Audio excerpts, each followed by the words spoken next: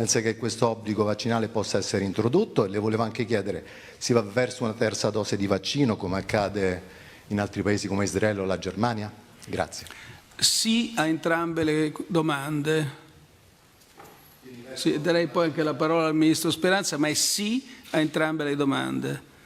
Si arriverà all'obbligo vaccinale. Il pensiero di Mario Draghi è chiaro. È un premier lapidario quello che incontra la stampa dopo il Consiglio dei Ministri e il giorno dopo il voto della Lega contro il Green Pass in Commissione Affari Sociali che ha fatto esplodere nuova tensione in maggioranza.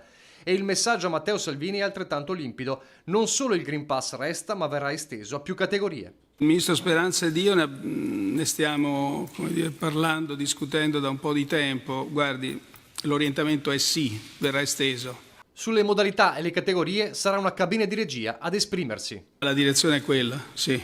Dobbiamo decidere col Ministro Speranza tante cose, tra cui l'estensione del Green Pass.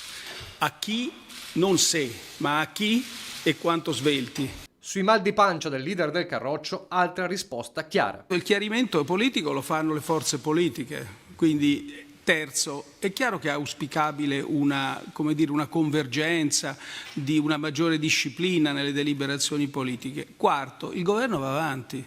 Insomma, fa capire Draghi, il piano del governo ha ormai il suo percorso tracciato e difficilmente si potrà tornare indietro, tanto meno di fronte all'odio Novax che Draghi stigmatizza solidarizzando con chi è nel mirino di minacce e attacchi. Devo anche esprimere la mia solidarietà piena a tutti coloro che sono oggetto di violenza da parte di odio, da parte dei cosiddetti Novax.